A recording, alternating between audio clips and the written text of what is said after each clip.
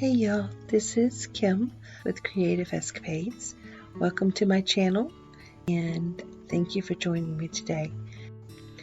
Let's jump right into our video and see what we can create. So we're back with our part 2 of the tissue jar, and I have sanded it down with some 400 wet sandpaper and prepared it to add the next layer of epoxy. I'm going to be using this diamond mica powder mixed with a little bit of Amsterdam white acrylic ink. I have my clear resin and I'm using Faux Rizzle again, which is a 1:1 ratio. And I took some of the clear and I added some of this glorious Southern Girls glitter. This is Shattered Opal Chunky Mix and I love it. It is a beautiful mixed chunky glitter. It's got some fine, very fine glitter in it as well. And I'm going to be streaming that into the clear after I put the layer of clear down, which I haven't ever tried this technique before and I've been wanting to see how it works. I've heard some other artists say that they do that and the chunky glitter will lay down flat into the clear epoxy. So I want to try that and see how it works. And I'm just smoothing the clear resin from the top of the jar all the way to the bottom, across the bottom of the jar, and then I'm making sure that I get it in that crevice at the top as well. Then once I do that, I am going to slow it down so you can see this part of it because I think this is kind of important. I'm just using my stick and I'm streaming on the chunky glitter that is mixed in a little bit of clear, and I was really curious to see how this was going to work, and I have to say I am so pleased with the way it did. It just laid down nicely. There was no pieces of chunky glitter sticking up, and I didn't even have to sand it after this layer because the chunky just laid right down into that epoxy. My resin was probably 10 minutes in before I started doing this, so it was already starting to thicken up.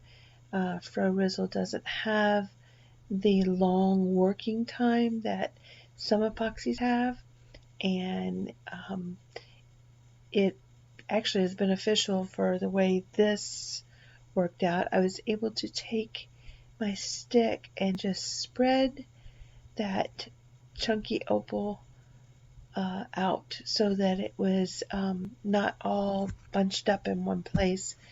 And then I'm coming in with my stick again and I'm just drizzling the white mixture, which is the diamond mica powder and the Amsterdam white acrylic ink. And I liked the way this worked. I just wished I had not used as much of the white as I did. Even though it was getting close to the end of the working time, it still managed to move across the surface of the jar. And I'm sure that's probably because I had the clear under there. But in a minute I will be going back in with my stick and then trying to define some of those lines a little bit more where it has moved across the surface. I still had to use my heat gun just a little bit because the white was sticking up, above the layer of the clear, and I wanted to make sure that it laid down and I got a smooth surface. And so now I'm just going with making sure the bottom of it also was because there were some places on it that looked like it was kind of bumpy, and I wanted to make sure that that white was laying flat. It wasn't the opal glitter, it was the white itself. So this is where I'm going with my stick and just defining those lines a little bit more, trying to be careful where I spread the opal glitter at, because I don't really want to move that, but I do want to get a little bit better look on the lines. The Milky Way, I guess, is what that is.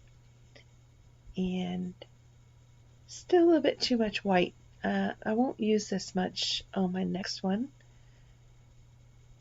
You can still see that glitter just shining through, and I love that. So I wish I had just a little bit more of that glitter showing. But all in all, I'm pleased with it. And right here I'm just taking my stick and I'm making sure that I have the resin down into that crevice. I want to make sure that that's covered. And then I'm going to let this turn for overnight, and then we will add our vinyl to it. And here it's 12 hours later, and I love it. Still think it's a little bit too much white, but it just shimmers and sparkles. I think it's so pretty.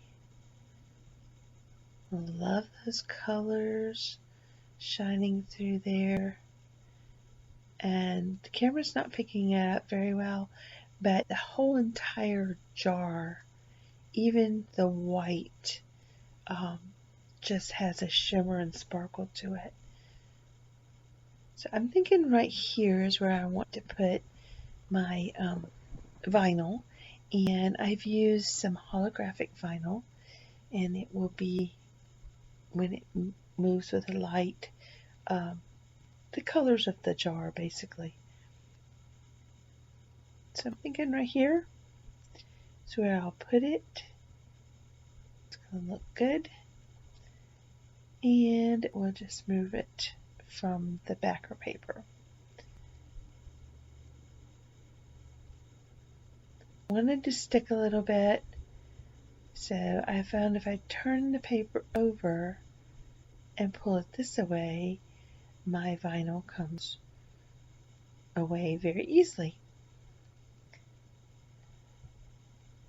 And then just going to get it positioned where I want it to be.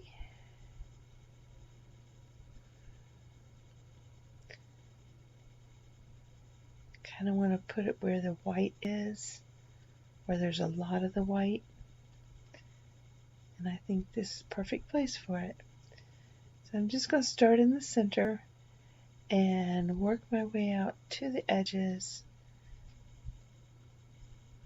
Just like that. Do the same thing on the other side. Make sure that I press it down and then start pulling at an angle. And there we go.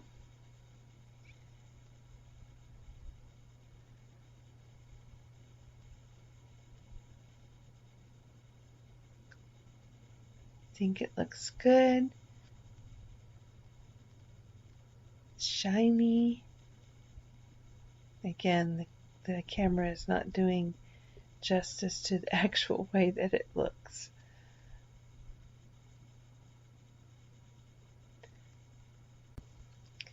And now we're ready to put the tissue in and put the top on.